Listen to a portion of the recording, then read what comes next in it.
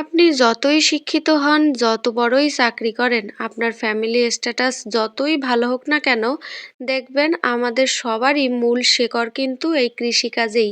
মানে আমরা সবাই কৃষক ছিলাম কোনো না কোনো সময়।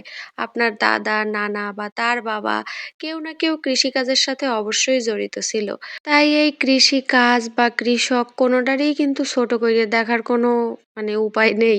আলহামদুলিল্লাহ এই বছর বলো ধানের ফলন খুবই ভালো। বিলির মধ্যে সবারই খুব ভালো ধান হইছে। তবে এই ধান কটা বলো আর আমার বিলির না। আমার সামনে বাড়ির সামনে একটুকুন জায়গা রয়েছে যেই জায়গায় সবসময় আম্মু সবজি লাগায়। কিন্তু এই বছর তো অনেক বৃষ্টি হইলো আর জায়গাটাও একটু নিচু, যার জন্য পানি জমে গেছিল, সবজি আর লাগানো যায়নি। এই প্রায় ৪-৫ বস্তা ধান হইল, তো অল্প একটুকুন জায়গার মধ্যে যা হয়েছে একেবারে খারাপ না। এই কটা ধান মলার জন্য আম্মু আর বাইরের কোনো লোক নেয়নি। আব্বু এই মেশিনটা এনে দিল আর আমরা হচ্ছে এই জায়গায় এবার ধান মলতেছি। আমি তো আর মলতে পারি নাই, আমি একটু আম্মুরে হেল্প করছিলাম আর কি। হাতের কাছে এই বিচুলিগুলো এনে দিচ্ছিলাম বা পা দিয়ে মেশিনটা ঘুরাতে একটু সাহায্য করছিলাম, এই আর কি। আম্মুর পিছন পিছন থাকি। আসলে আম্মু এমন একজন সংসারী মানুষ, যার বলার মতো না। সে ঘর বাইর দুই দিকে এত সুন্দর করে সামলাতে পারে।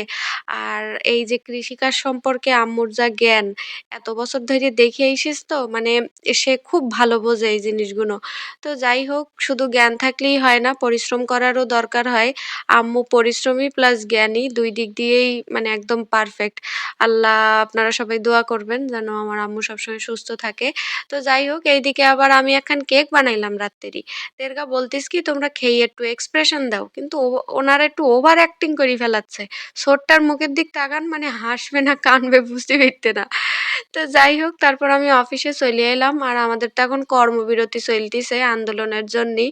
তো কি আর বলবো, আসলে কপালটাই খারাপ। এই অবাগা স্বাস্থ্য সহকারীর ভাগ্য আদৌ পরিবর্তন হবে কিনা আল্লাহই ভালো জানেন। তবে আপনারা আমাদের জন্য একটু দোয়া করবেন।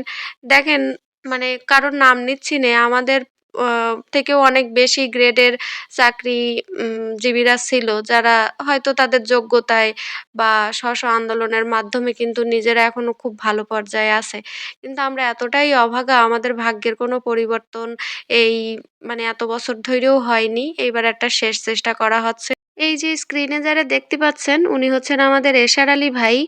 এই ভাইটা যখন চাকরিতে যোগদান করছিল, হেলথ অ্যাসিস্ট্যান্ট পদে চাকরিতে যোগদান করে, আর তার মোটামুটি চাকরির বয়স শেষ, সে অবসরে চলে যাবে। অথচ এখনো উনি এই হেলথ অ্যাসিস্ট্যান্ট পদেই আছে। কোনো পদোন্নতি তার এত বছর ধরে হয়নি। আসলে এ ভাগ্যের দোষ না আমাদের সিস্টেমের দোষ জানি না। তবে আল্লাহ সহায় হন। আজকের মতো এই পর্যন্তই, এইখানেই বিদায় নিচ্ছি। ইনশাল্লাহ দেখা হয়ে যাবে নেক্সট ভিডিওতে। সবাই খুব ভালো থাকবেন। আল্লাহ হাফেজ।